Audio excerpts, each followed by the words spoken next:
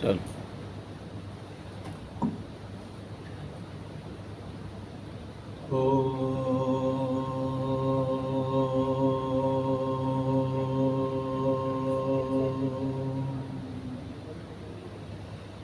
यो ब्रह्मानं विदधाति पूर्वं यो वै वेदांश्च प्रहिणोति तस्मै तं देवमात्मबुद्धिप्रकाशम् मुमुक्षुर्वै शरणमहं प्रपद्ये। ॐ शान्ति शान्ति शान्ति। ॐ पूर्णमदः पूर्णमिदं पूर्णात् पूर्णमुदच्यते पूर्णस्य पूर्णमादाय पूर्णमेवावशिष्यते। ॐ शान्ति शान्ति शान्ति। शङ्करं शङ्कराचार्यं केशवं बादरायणं सूत्रभाष्यकृतौ वन्दे भगवन्तौ पुनः पुनः। ईश्वरो गुरुरात्मेति मूर्तिभेदविभागिने व्योमवद्व्याप्तदेहाय दक्षिणामूर्तये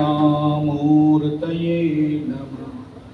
ॐ शान्ति शान्ति शान्ति। हरिओम हरिओम। आज टाइम बाउंड नहीं है, घर जा नहीं सकते, इतनी बारिश है, इसलिए अनंत काल के लिए आज बैठ गए हम लोग। मैं ऐसा तो नहीं कह दिया कि अटेंशन ही नहीं होगा, ऐसे बात सुना दिए कि भगवत भक्तजन बृहदारण्यक उपनिषद के द्वितीय अध्याय के अंतिम मंत्र पर हम विचार कर रहे हैं। भगवान भाष्यकार किस प्रकार सर्वोपनिषद प्रतिपाद्य जो ब्रह्म तत्व है, उस तत्व को कैसे व्याख्यान के द्वारा पूर्व पक्ष उत्तर पक्ष करके समझा रहे हैं। भगवत भक्तजन पहले 20 नंबर मंत्र का उच्चारण कर लेते हैं। द्वितीय अध्याय प्रथम ब्राह्मण के 20 अंतिम मंत्र। आपके इसमें पेज कितना है? 455। अच्छा। स यथा ऊर्णनाभिः तन्तुनोच्चरेत् यथा अग्ने क्षुद्रा विस्फुलिंगा व्युच्चरन्ति एवमेव अस्मात् आत्मनः सर्वे प्राणा सर्वे लोका सर्वे देवा सर्वाणि भूतानि व्युच्चरन्ति तस्योपनिषत् सत्यस्य सत्यम् इति प्राणा वै सत्यम् तेषामेष सत्यम्। भगवत भक्तजन प्रसंग को याद कीजिए। बालाकी ब्रह्म ज्ञान देने के लिए उपस्थित हुए, परंतु जब ब्रह्म तत्व का प्रतिपादन किया अजात शत्रु के पास, तो परिच्छिन्न को ही आत्मा ब्रह्म के रूप में बालाकी ने जान रखा था। प्रत्येक स्थल का सुंदर रूप से निर्वचन करके ऋषि ने बताया कि देखो, तुम जिसको ब्रह्म रूप से जान रहे हो, प्राण हो, मन हो, ये सब के सब परिच्छिन्न है। उपासक उपासना करते हैं और इस परिच्छिन्न को ब्रह्म रूप से उपासना करने का यह फल है, यह फल है। सबका जो फल बताया और फिर कहा कि तुम इतनी इसी को ब्रह्म रूप से जानते हो, तो चलो तुमको मैं अभी ब्रह्म ज्ञान देता हूं।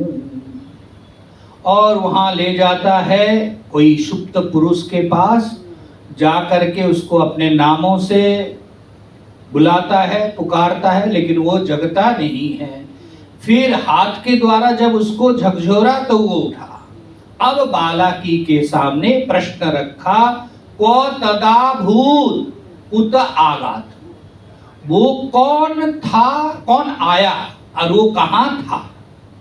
ठीक है, सुसुप्ति अवस्था में यह जो पुरुष है वो कहां रहता है, यही मूल बीज है, ख्याल रखना है।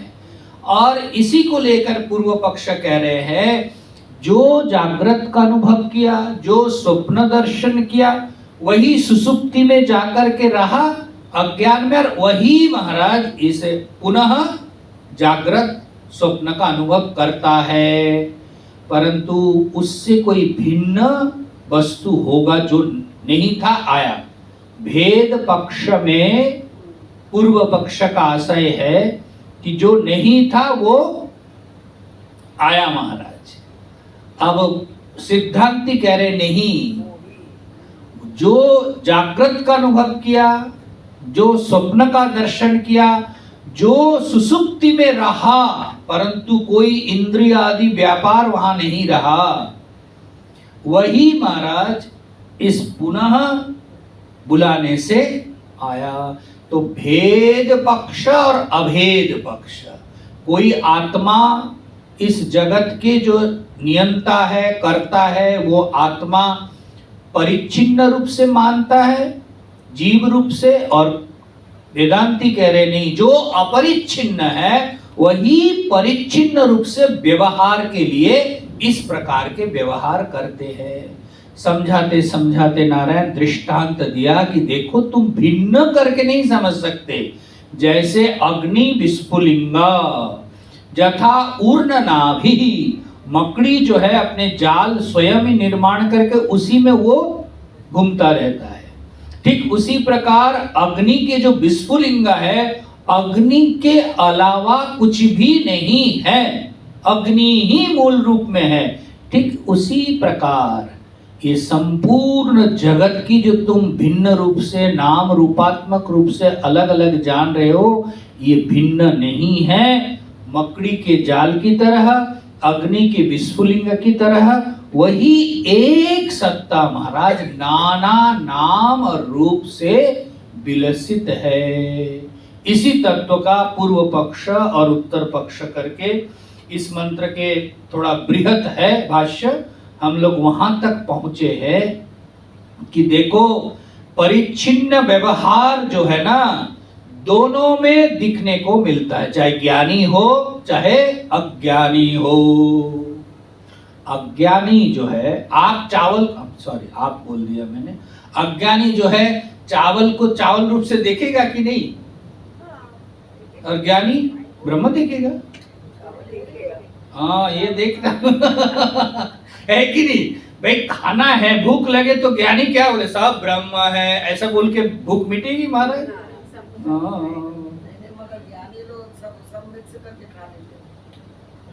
अब ज्ञानी और मौलिक प्रश्न है ना दोनों में।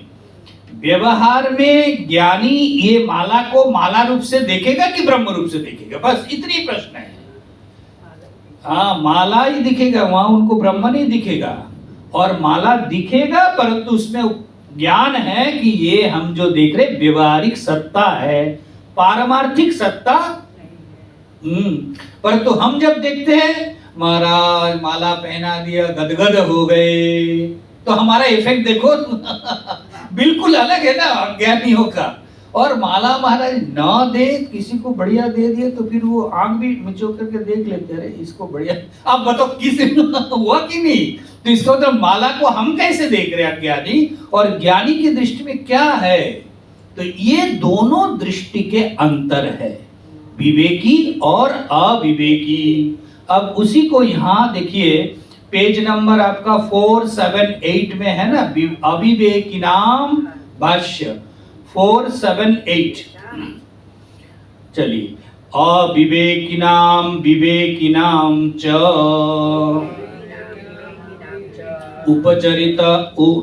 उपचरिता बुद्धिर्दृष्ट इति चेत्। देखिए, विवेकिनाम अविवेकिनाम, ये दोनों के महाराज जो विवेकी है और अविवेकी है, दोनों में महाराज मैं करता हूं, मैं जानता हूं, यह जो उपचरिता बुद्धि है, दृष्टे, वो दिखने को मिलता है। ठीक है ना? इसीलिए देखिएगा कई बार हम भ्रम होते हैं। अब महापुरुषों के तबीयत बिगड़े, ये अरे वो भी तो हमारे जैसा हो कर रहे, हाय हाय हाय हाय कर रहे। अब उनका हाय हाय और हमारे हाय हाय में महाराज बहुत फर्क है।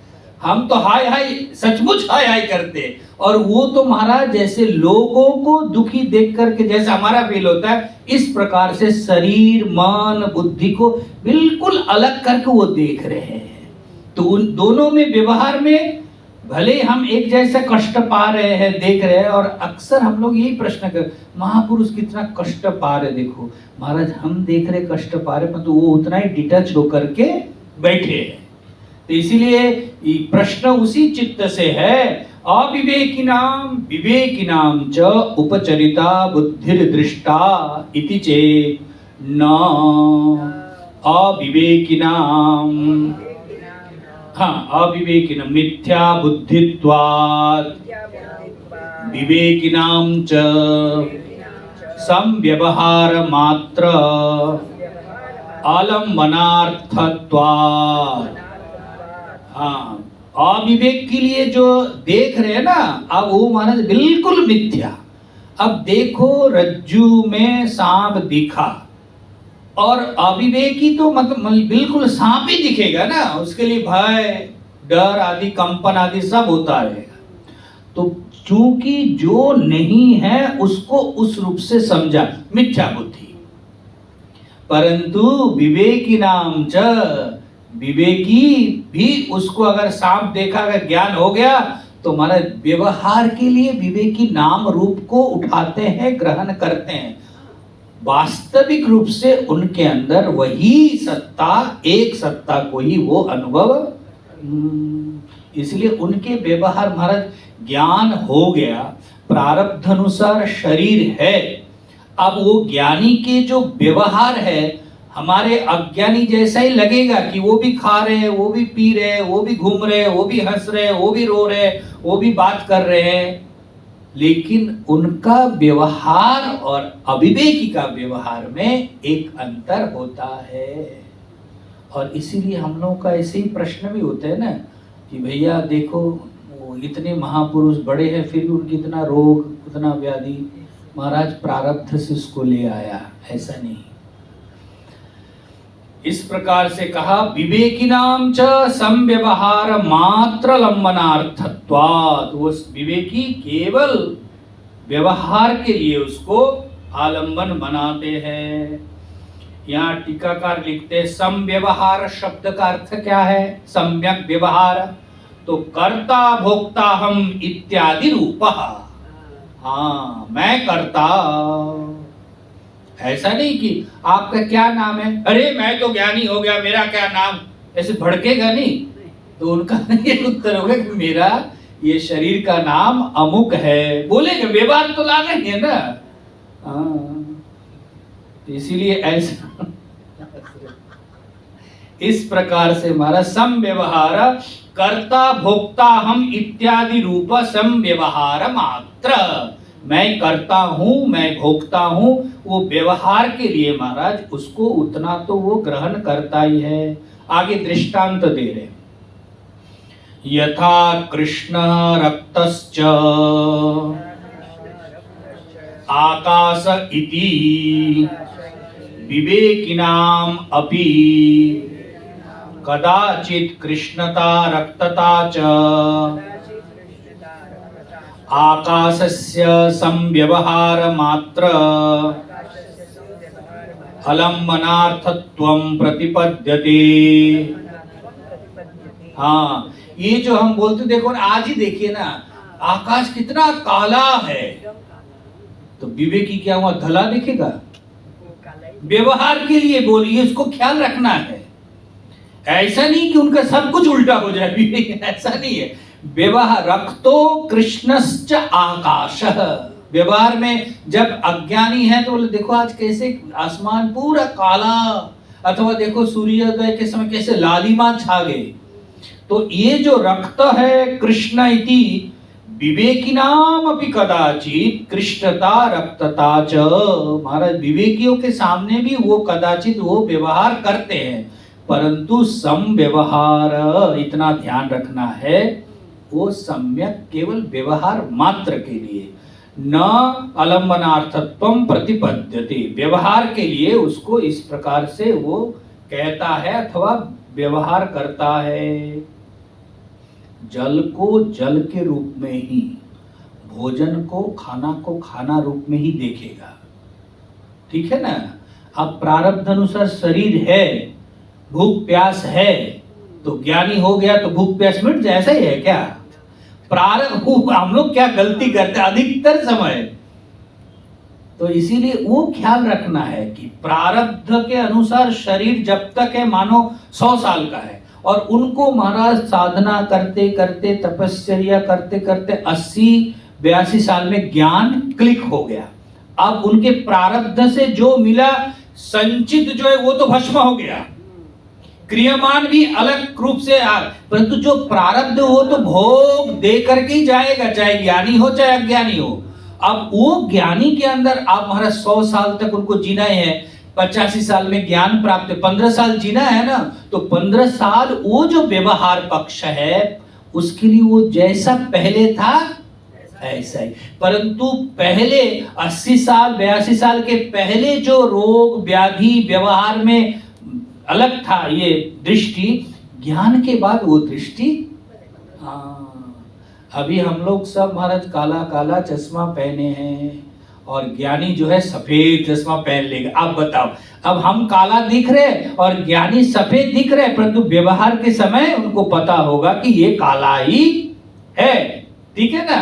अब ये बात ख्याल रखना चाहिए। कई बार हम साधकों को महापुरुषों को देख करके ना ऐसे ही विचार कर लेते कि कैसे ज्ञानी है, आप लोग सब ज्ञानी बोलते, वो खा भी रहे पी भी रहे, हमारे जैसे गुस्सा भी कर रहे। अरे हमारे ऐसा नहीं, प्रारब्ध को लेकर के दोनों में काफी अंतर है महाराज। उनके भी प्रारब्ध है, हमारी प्रारब्ध है, वो प्रारब्ध को भोग रहे बिल्कुल डिटच होकर के अलग, और हम प्रारब्ध को उसी मैं ही भोग रहा, इसी भाव से दोनों में अंतर हो जाता है।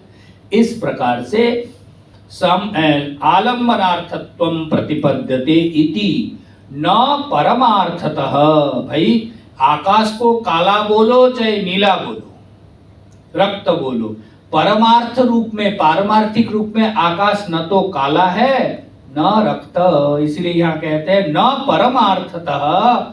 हाँ, इस चीज को पढ़ लीजिए, न परमार्थतः कृष्ण रक्तो वा आकाश भवितुम अर्हति। इसलिए कृष्ण रक्त परमार्थिक रूप से, आकाश न तो कृष्ण है न रक्त है। अतो न पंडितैर ब्रह्म स्वरूप प्रतिपत्ति विषये ब्रह्मणो अंश अंशी एक देश एक देशी विकार अविकारित्व कल्पना कार्या।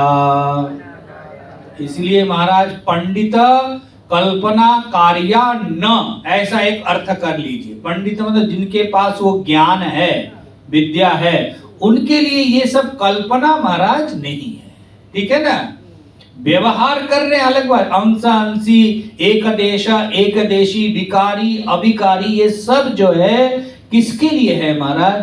जिन्होंने ज्ञान को प्राप्त नहीं किया, जिन्होंने जीव ब्रह्म की एकता को नहीं जाना उसको।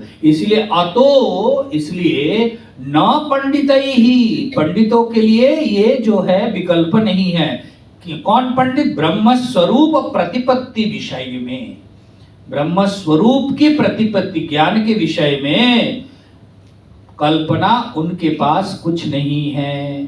ब्रह्मणो अंश अंशी, एक देशो एक देशी, विकार अविकारी, ये सब का प्रतिपादन पूर्व में करके आया।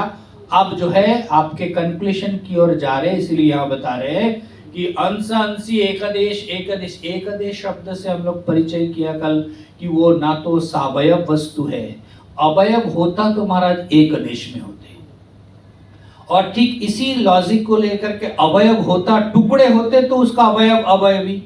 अब महाराज वो तो अखंड एक अद्वितीय वस्तु है, इसलिए अंशी भी नहीं हो सकता, अवयव अवयवी भी नहीं हो सकते, एक देश एक देशी भी नहीं।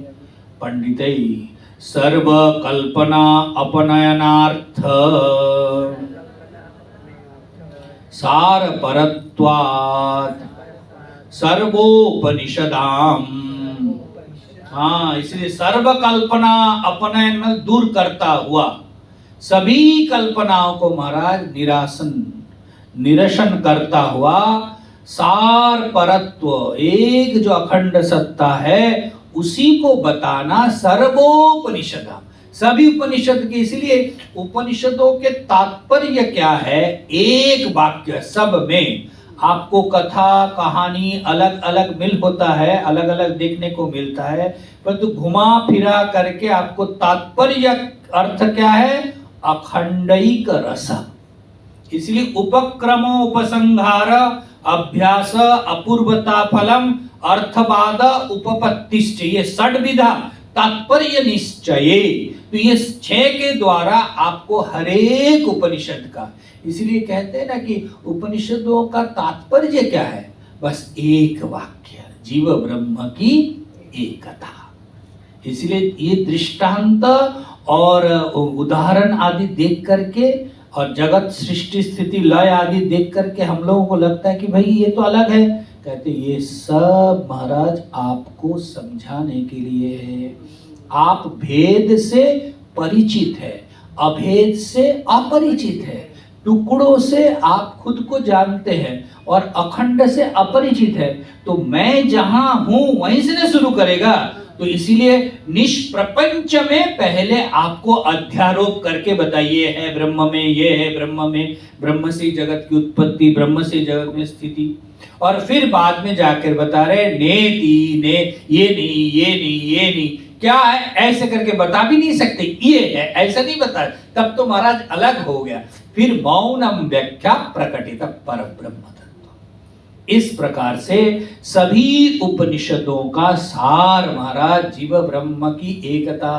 ये शब्द मुझे बहुत प्यारा है, इसलिए आप लोगों को लगता है कि मैं इतने बार क्यों बोल रहा हूं। मुझे देखिए, उपनिषद के सारे विषयों को आप चिंतन कीजिए, ठीक है, परंतु वो तत्व पक्ष जो मूल है उसको अगर हम पकड़ कर रख सकते हैं कि हम अध्ययन करें, कोई भी ऊपर क्या पढ़ रहे हो, छांदोग्य, क्या पढ़ रहे हो, बृहदारण्यक, क्या पढ़ रहे हो कि भाई ये उपनिषद, मांडुक्य उपनिषद, मांडुक्य उपनिषद, ठीक है, लेकिन अल्टीमेट आपको बताने वाला क्या है वो ध्यान में।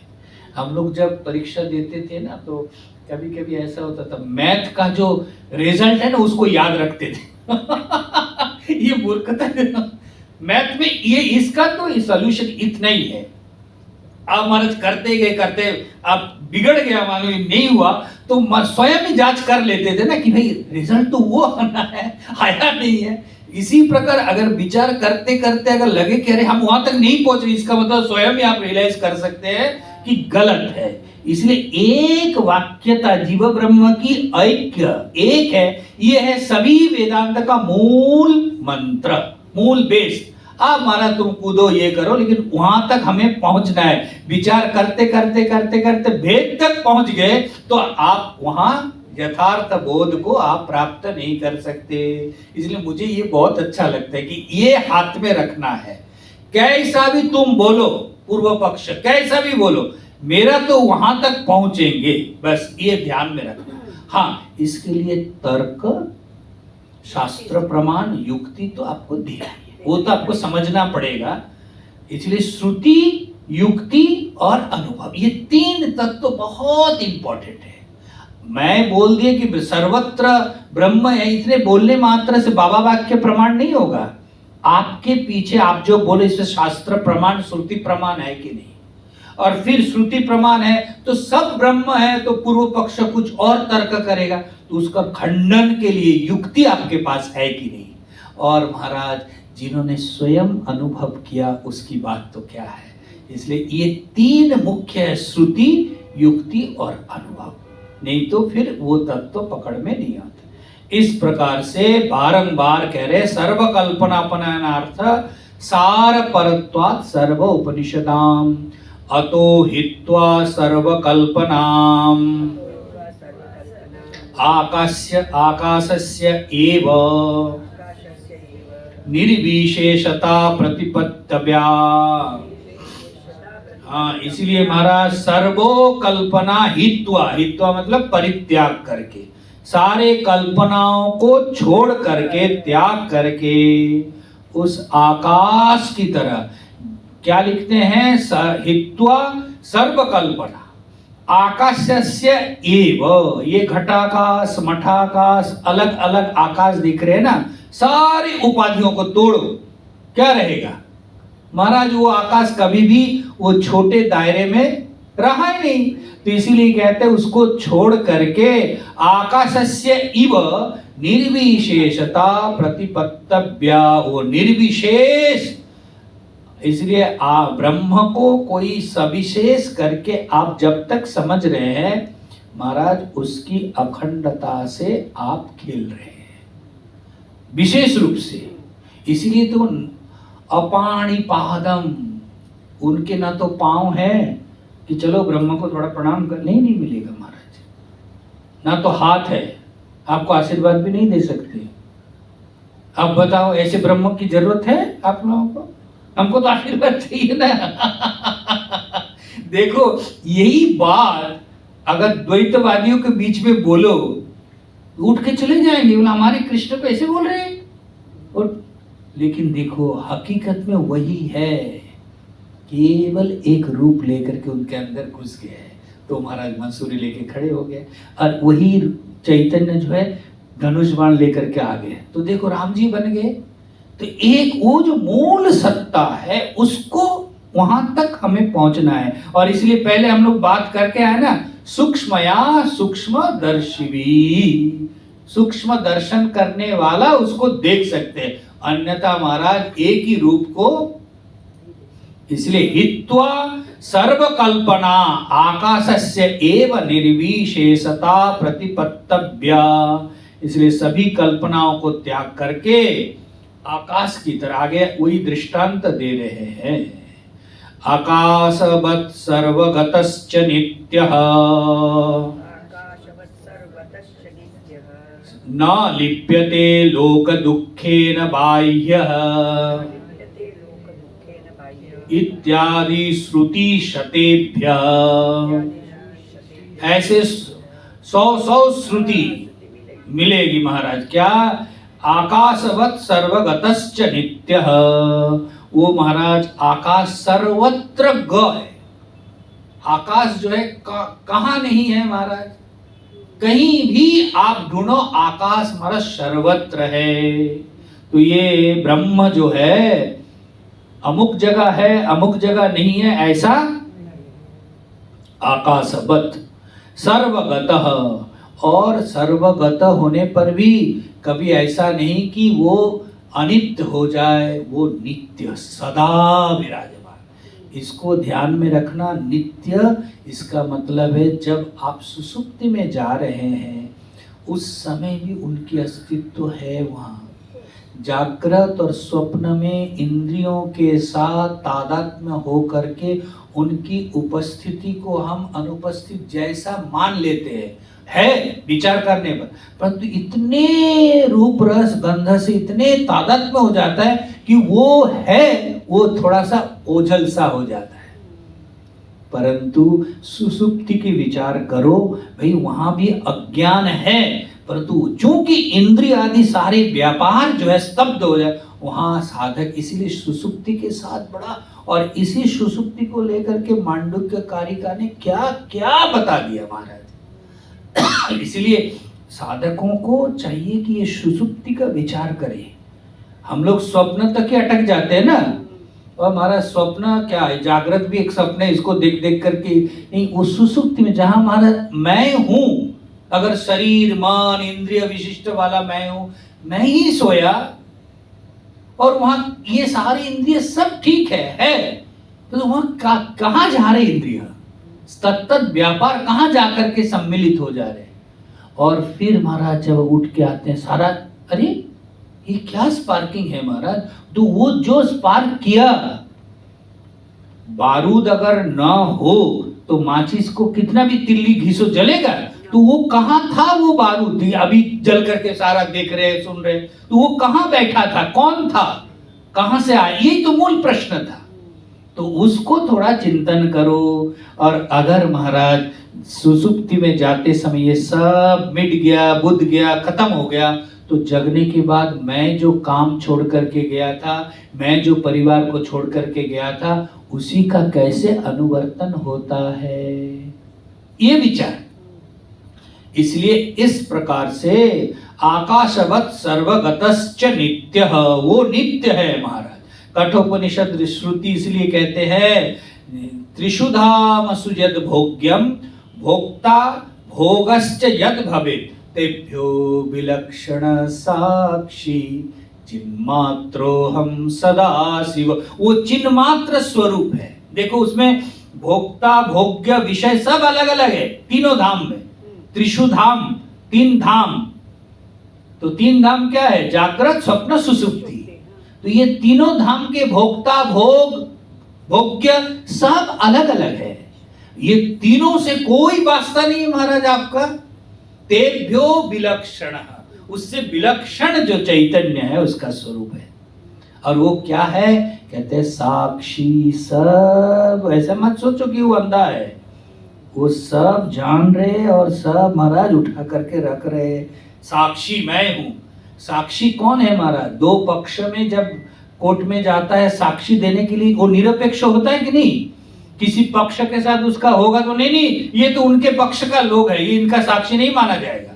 निरपेक्ष जो है वो साक्षी है। तो जागृत के साथ, स्वप्न के साथ, सुसुप्ति के साथ कोई संबंध, कोई वास्ता नहीं है। वो जो सत्ता है वो कौन है, वो आप है, वो हमारा स्वरूप है साक्षी। इसलिए साक्षी चेता निर्गुणश्च, वहां भी आया उपनिषदों में, केवलो निर्गुणश्च। इस प्रकार से महाराज न लिप्यते लोक दुखेन, महाराज आपको कितना भी दुख हो जाए कोई परवाह उनको। बताइए हम क्या सोचते हैं कि हमारे घर वाले जो है हमारे दुख का परवाह करें, सोचते कि नहीं। आप देखो उनका परवाह छोड़ो, अपने अंदर जो बैठे वो भी कोई परवाह आपको नहीं करते। आप मरो चाहे जियो चाहे रो। आप बताओ, ये है ज्ञान की बात है कि देखो आत्मा जिसको लेकर के मैं इतना कुछ उछल कूद कर रहे, बोले मैं तुम रो के तुम अंधा हो जाओ, मेरे को कुछ भी फर्क नहीं पड़ने। लोक दुखे न, आपके बाह्य दुख से उसका कोई वास्ता नहीं है। वो क्यों वास्ता नहीं है, बोले महाराज वो ये सब उनके पास है ही नहीं तो काय को वास्ता है। इसीलिए हमारा लोक दुखे न लिप्यते, और बाह्य शब्द का प्रयोग किया। भाई वो सर्वत्र ओतप्रोत है, लबालब भरा है, तो उनके लिए आंतर और बाह्य हाँ इत्यादि श्रुति शतेभ्यः न आत्मानं ब्रह्म विलक्षणम् कल्पये उष्णतात्मक इव अग्नौ शीत एकदेशं प्रकाशात्मके वा सवितरी तम एकदेशं सर्वकल्पना अपनयनार्थ सारपरत्वात् सर्वोपनिषदाम। भैया आत्मा के बारे में, ब्रह्म के बारे में कोई कल्पना नहीं करना, विलक्षण कल्पना भी नहीं करना। हम लोग अधिकतर समय जब पढ़ते हैं ना तो कल्पना करते हैं कि आत्मा ऐसा है और मैं तो ऐसा नहीं हूँ, उससे कोई, ऐसा नहीं है। ये कल्पना आप अपने बारे में भी न करो। आत्मा कहाँ है? कहीं बाहर नहीं है ना। तो इसलिए यहाँ नात्मानम ब्रह्म विलक्षणम, ये जो आप अपने को बेष्टि रूप से समझ रहे हैं ना, मैं करके, ये मैं जो ब्रह्म से विलक्षण है ऐसा जो जीव है वही परम शिव है, शांतम शिवम अद्वैतम। तो ये जो जीव मैं जन्मने वाला, मरने वाला, कर्ता भोक्ता, दुखी है, महाराज वही शुद्ध बुद्ध स्वभाव। इस रूप से आपको विचार करना। और तो फिर कैसे महाराज? क्योंकि आप शुद्ध बुद्ध होकर के भी कोयला के घर में गए हैं तो काला तो थोड़ा लग ही जाएगा। तो महाराज ये जो नाम रूपात्मक के घर में आए ना, तो एक नाम ले लिया, अवधेश अवधेश अवधेश, इतना अवधेश, कहीं पेपर में थोड़ा आ जाए तो कितना कुछ देंगे, देखो नाम आया है। होता ही है। अब मुझे ये पता है, ये एक बार किसी संत की बात कर रहा हूँ कि एक बार किसी प्रोग्राम में वो संत थोड़ा नए अभी आचार्य पास करके निकला और बहुत थोड़ा नाम था, जरूरत भी होगा सर। तो मेरे को व्हाट्सएप में भेजा, क्या भेजा देखते हैं कि किसी प्रोग्राम में उनका नाम आया कि वो स्वामी जी उपस्थित होंगे, उसी उतने हिस्से में वो भेजा। देखिए स्वामी जी देखिए, वो मेरा नाम आया। बोला, मैंने गुरु जी को भेजा कि देखिए, बोले हाँ देखो, नाम छोड़ना है और उसी नाम के पीछे वो पड़ा है, आचार्य तो हो गया, भगवान ही उसको बचाए। अब कितना फोकस कर रहे हैं ना। पूरे प्रोग्राम भेजते तो हमको भी जानकारी हो कहाँ क्या प्रोग्राम है, तो हमारा नाम उसमें है नहीं, उसी को फोकस करके बड़ा। हमने बोला, हमने देखो भगवान देखिए, हम लोग ऐसे ही है नारायण, क्योंकि नाम और नेम फेम में इतना हमारे गुरुजी बहुत ये करते कि नेम कार्ड की क्या जरूरत है? बोले इतना बड़ा शरीर दिख नहीं रहे, वो छोटा एक इतना नेम कार्ड देंगे। और डेजिग्नेशन हम लोग को पहले बोलते थे, ये वेदांत आचार्य, ये जो लंबा लंबा अनंत श्री विभूषण, बोले जितना ही बोलो तुम तो खंडन कर ही दिया ब्रह्म को। बात सही है। जब भी आप शब्द के दायरे में ला रहे हैं तो किसको ला रहे हैं महाराज? जो अशब्दम। इसलिए गुरुजी बिल्कुल नेम कार्ड के तो घोर विरोधी है कि नेम कार्ड क्या। ये जब हम लोग बाहर जाते हैं ना, सब लोग स्वामी जी आपके कोई कार्ड है? बोले कार्ड भी इतना बड़ा है, छोटा कार्ड हम नहीं पसंद है हमको इतना।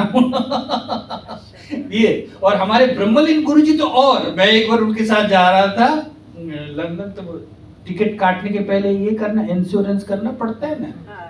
तो उन्होंने कहा, वो उतरने के बाद इत्रो में पूछा, वो ब्रह्मलीन गुरुजी तो बूढ़े बाबा, तो बोला कि कहाँ है आपको? इमिग्रेशन में। मैं देखा कि कितने कॉन्फिडेंस, देखो। बोले कि लाइफ इंश्योरेंस की बात कर रहे हैं वो, तो बोले देखो लाइफ इंश्योरेंस साइन क्या है। उन्होंने बोला, मैं समझ, बोले साइन ऐसा है ना, तुम इसके ऊपर विश्वास करो, मैं तो ऐसे करके खड़ा हूँ, मेरा लाइफ इंश्योरेंस उनके पास है, कुछ भी नहीं, कुछ लेते नहीं थे नारायण। 78, 79, 82 तक जर्नी किया। जब भी टिकट काटनी है भी जाओ, पहले पूछते स्वामी जी आपको लेना ही पड़ेगा। बोले नहीं लेंगे। वहां के जो स्पॉन्सर है वो भी डरते थे कि महाराज ऐसे गुरुजी आ जाते हैं, हम लोग को बोलते थे। गुरुजी बोला, अरे भैया हम हाथ जोड़ करके लाइफ सारा इंश्योरेंस उनको दे रखा है, तुम फालतू की कागज के पीछे पड़े हो। अगर उनका इंश्योरेंस ना चालू हो ना, तुम्हारी ये कागज हमको बचा नहीं सकते। उनकी जो दृढ़ता मैंने देखी, हालांकि कागज के लिए बहुत हम लोग मारामारी करते हैं। अब बताइए, इसलिए ये देखो कितनी आवश्यकता जीवन में कि भाई सभी कल्पनाओं को तुम रहित हो करके अपने को किस रूप से जान रहे हो। अपने को जितना विशिष्ट रूप से खुद को जानोगे, इसका मतलब आप अपने से दूर हो करके ही जान रहे हैं। सारे निर्विशेष तत्व को सविशेष के द्वारा आप चिंतन नहीं कर सकते। इसीलिए यहां कह रहे हैं नात्मानं ब्रह्म विलक्षणम कल्पयेत्। ऐसा कल्पना ना करो। कैसे? उष्णात्मकम इव अग्नौ शीतम, जो अग्नि के एक देश में शीत ठंडा है, ऐसा कल्पना न करो। फिर दूसरा क्या बता रहे? प्रकाशात्मके एक देशे सवितरी तमा, हमारा सारे प्रकाशात्मक देश में एक जगह पर अंधकार है, ऐसा कल्पना ना करो। अखंड चैतन्य में जीव को कहीं छोटा सा प्रकाशमान डिप डिप डिप डिप कर ऐसा नहीं है, वो उन्हीं की प्रकाश है और वो समग्र प्रकाश है, ऐसा नहीं कि छोटा प्रकाश है। परंतु हम जब देखते हैं तो ये नाम और रूप के अंदर से देखते हैं तो वो छोटा लगता है महाराज। अल्टीमेट वही एक अखंड चैतन्य है।